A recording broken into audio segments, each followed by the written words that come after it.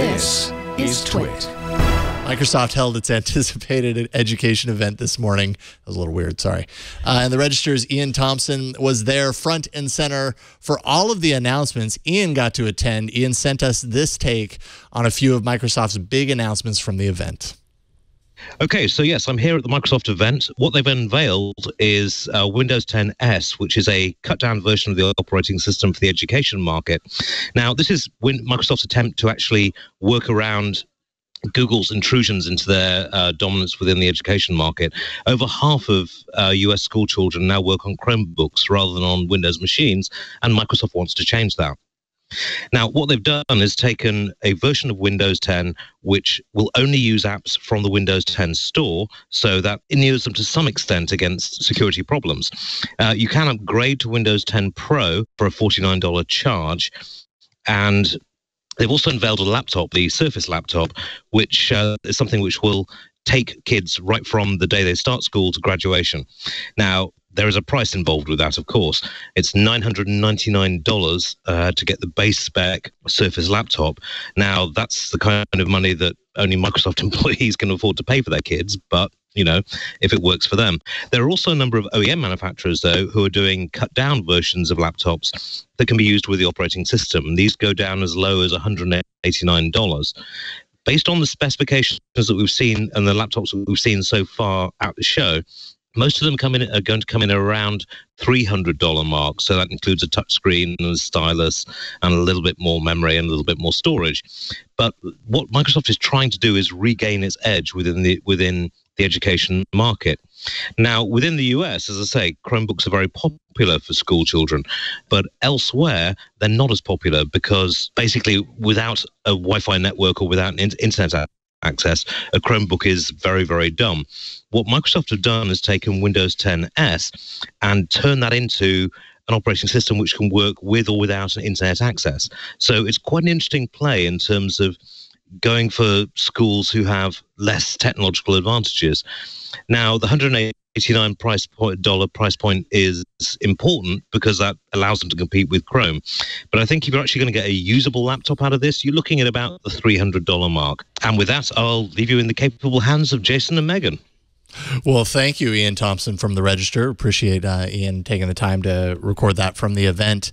Windows 10 S, by the way, does not stand for student. It stands for streamlined, as in a streamlined version of Windows 10. That's interesting because Mark Gurman was talking about it, and he said that it was meant to echo like the car, like the Mercedes S-Class. That's what he said. So maybe it's both. Maybe it's maybe everybody has their own interpretation. What I had saw about streamlined kind of speaks to Microsoft's ambitions with this. Yes, it's good for the classroom. This version of Windows is designed to be flexible for teachers, for the people kind of working behind the scenes, to ensure that students that are using it aren't going rogue with apps from the web. So it's a streamlined kind of lockdown version as far as that's concerned. The only apps that'll run on it are from the Windows Store directly, so they have controls over that. But then Microsoft also wanted this to be upgradable. So you can actually go from here if you want to spread it out and go to the full version, $49 upgrade or free for educators. But from what I had read, streamlined in the sense that, yes, it's great for students, but it's also great for people who just want to get their foot in the door, want to, kind of a narrower version of Windows, and they're not just locked into that version. If they really decide somewhere down the line that they want to upgrade it, it's not that expensive to do that. It's $49. Well, I think when Mark Gurman was talking about it, he was also talking about the material that it's made of, which I think... You're talking about the laptop itself. The laptop is made of like a kind of, it feels like suede. So it sort of feels It looks nice. Yeah, and I had it written down what material it was. It has a good name, like sort of like a floral elastomer, which is like the weirdo name they have for the Apple Watch. Yeah. We can talk about the laptop, the Surface laptop, and the Windows operating system. I like what Iain said about it being able to work in places where you don't have Wi-Fi. Like that's really great. And $999 for the Surface laptop, but of course that it will run the Windows 10 S for whatever the S stands for, will also run on cheaper laptops. Like he said, down as low as $189, and then maybe $300 would be the median mark. So this is great. I mean, I've seen a lot of headlines, MacBook killer. Yeah, lots of MacBook Air comparisons between the Surface laptop that they showed off today. It's lighter than the MacBook Air, so like that's for kids that are carrying it on their backs and in the laptop and the backpack. And boots up quickly and all those things. So yeah, I think it seems great. I have to buy a laptop for my daughter who's going into high school next year, and they require them to buy their own laptop. And there's no requirement as far as like what OS it runs or anything like that? No, weirdly, no. I mean, it's a private school where my husband works, and they used to have a 1-to-1, and they used to give everyone MacBooks, and then they used to give everyone it wasn't a Surface, but it was like a Lenovo kind of laptop. And then now they're just like, bring your own. Like it's too hard for them to manage. And so many things are in the cloud now that they don't really need to service them at that point. Oh, okay. So, but I know she's going to want to have a Mac, and like, it's hard. I like Macs too. And what he said was like this $1,000 device is supposed to take you from when you enter school until that seems like a stretch. So you hand seems a like a kindergartner? long time. Like I don't even want to hand my 14-year-old a $1,000 device. Right. And that's not the MacBook. I mean, that's the Surface laptop. So I don't know what they meant by that. It is weird that you take $999 is not inexpensive for a laptop. It's also not super expensive. Right, it's kind of in that midway zone, but definitely more than what I think of when I think of like a laptop for kids in school. I guess maybe my brain has been reprogrammed around Chrome OS, and I think $300 to $500 for a laptop. $1,000 Surface laptop running Windows 10S, which is kind of like your standard education level version of Windows, seems like a strange mismatch to me. But hey, it's Microsoft. They do that. They do that. I mean, yeah. When it comes to Microsoft and marketing, sometimes it's very confusing to understand what they're trying for. Right, and it's a great headline to say like MacBook killer, but and maybe it will. Maybe 10 years from now, we'll be saying like, remember when people just bought MacBooks? How stupid was that? Like we're all running Windows 10S. Burkchat has something important. Yes, he says military hardened laptops barely even make it a year. I think maybe he feels a little slighted from a military grade laptop in his history. That's just a guess. Well, other Microsoft announcements he today. shrugged, so I guess I was wrong.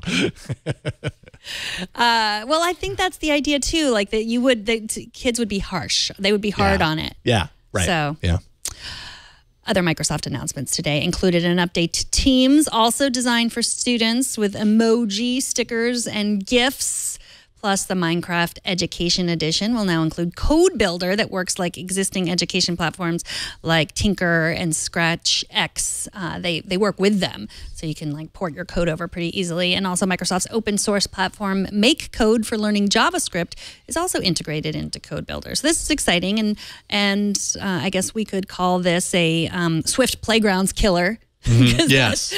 That's the version on Apple that my kids have played around with a little bit, but it's nothing amazing. And I think they would be more interested in working in Minecraft. There is it's something called an agent that helps you with your code, and like it's an animated character, which Microsoft animated character, you have to think Clippy, which I was like, you got to be careful. But it's not like Clippy. It's like one of the Minecraft guys. He runs around and makes builds the blocks as you do the code, which is much cooler than Clippy. I like the idea of Teams, the Teams product for schools. I think that actually makes a lot of sense. They say that it's launching this summer, in time for the fall semester. And I mean, just in my head, as long as you can kind of rein it in a little bit and keep it controlled, that's actually a really great experience for students for kind of what it's like to work in a digitally collaborative environment, which is really what a large part of the office environment is nowadays, is very digitally collaborative using tools like Slack and in this case Teams. So great introduction for them on how to work that. It's funny that you said rein it in. I was like, who's going to rein us in? Because we are going crazy on the Slack GIFs. But yes. I wonder if Jiffy works for the school version of... Yeah, I know. Well, okay, I've talked a lot about my children in this episode, and forgive me, but we are talking about students, and I have 3 of them. They're on Google Classroom, and they do collaborate on documents, and they're 12-year-olds, so like a lot of them don't have phones yet, and so they don't have like a way to text message. So they've evolved into Google Docs where they'll just send each other random stuff, just nothing untoward or anything, but not school related. And so they've gotten in trouble. Like, you're just doing nonsense. Yeah, it's like passing notes in class. Yeah, it's like what we do when we're sending GIFs to each other. It's not school related always, but it's part of the process of collaborating. So they have actually moved over to Google Plus, weirdly, because nobody's there and no one knows that they're there. And now everyone knows they're there. But they've gotten their own Gmail accounts, and now you don't have to lie anymore. You can get a Gmail account if you're under 13. And that's where they are, like sending each other, like doing the team stuff, like sending each other funny photos and, just doing silly stuff as they collaborate on their homework together. So repurposing Google Plus in a different way. Yeah. Maybe even what Google intended necessarily. Right. So it is interesting because I think, that is part of collaborating, like the fun part and like just being silly and, so. In a strange way, that's like part of team building. Yes, right? It kind of draws you closer together to work, on other things more effectively. Right. Like opens the line of communication. Yes. Sending random GIFs through Slack is the new trust fall. Yeah. It's important. So everyone needs to send GIFs with people that they're working seriously with.